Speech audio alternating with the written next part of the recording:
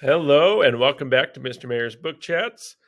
Got 5 books that are new to the high school library. First one, it's called Victory Stand. And if you read the March books by John Lewis, this kind of reminded me of that. A graphic novel about, graphic memoir really, about a time in history that you may not know much about. So on October 16th, 1968, during the medal ceremony at the Mexico City Olympics, Tommy Smith, the gold medalist in the 200-meter sprint, and John Carlos, the bronze medal winner, stood on the podium in black socks and raised their black gloved fists to protest racial injustice inflicted upon African Americans. Both men were forced to leave the Olympics. They received death threats and faced ostracism and continuing economic hardships because of this single act.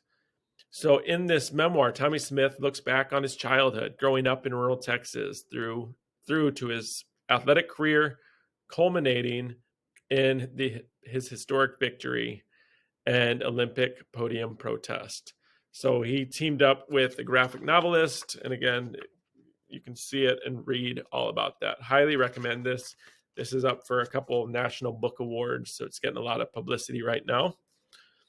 The next one, if you're in the mood for a scary story, this is, somebody said it's kind of like American Horror Story meets There's Someone Inside Your House. You're going to be flipping back to the very first page because kind of there's all kinds of twists and turns. It's about a girl named Daffodil Franklin who has plans for a quiet summer before she leaves for college. And luckily, she's found a job that can give her just that, house sitting a mansion for a wealthy couple. But as the summer progresses and shadows lengthen, Daffodil comes to realize that the house is more than it appears. The house, even though it's huge, she feels claustrophobic inside it. And as she takes the road into town, she feels eyes on her, almost like the house is tugging her back, not wanting her to leave. And little does she know that this job comes with a steep price. And this house has a long ago grudge to settle and has quite a history of itself. And Daffodil is being pulled into it. So, like I said, if you like scary stories, check that one out. Next one, Before the Ever After. This one's been out a while. It is told in prose, so in poetry. So it's a short book, won't take you long. Fantastic book. For as long as ZJ, the main character, can remember, his dad has been everyone's hero because his dad was a talented pro football star. He's as beloved to the neighborhood kids he plays with as, the millions of adoring sports fans that he has around the world. But lately, life at ZJ's house is different because his dad's having trouble remembering things and seems to be angry all the time now. And ZJ's mom explains it's because of all the head injuries he had through his NFL career. And ZJ can understand that, but it doesn't make the sting any less real when his own father forgets his name and just gets mad at the drop of a hat. So even, his buddies all think his dad's the coolest, and he still believes his dad's the coolest and is his hero, but he's seeing his dad decline as well because of this. And so it's just kind of a sad story, but also kind of looking back and wanting to remember all the great things about him. Thinking, can those happy feelings ever be reclaimed when they're so busy aching for the past, what used to be? So pick this one up if you like. This is great for if you want to read about football, if you like sports, if you want just a short book to read. Before the Ever After. Next one is getting a lot of buzz on, next two actually, on TikTok.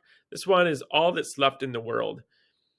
So this takes place kind of in the future, a little bit dystopian. So when Andrew stumbles upon Jamie's house, he's injured, he's starving, he has nothing left to lose because a deadly pathogen has killed off most of the world's population, including everyone both boys have ever loved.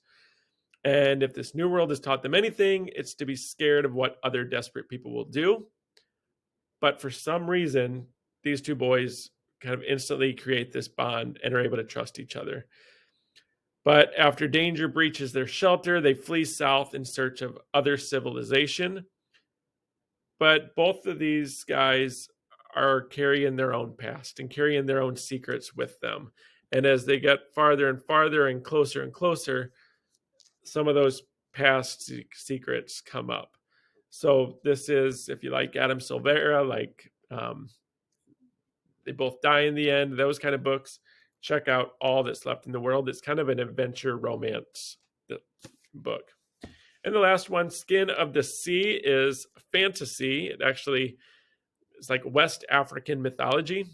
It's about a girl named Simi who now serves as Mami Wata, a mermaid, collecting the souls of those who die at sea and blessing their journeys back home.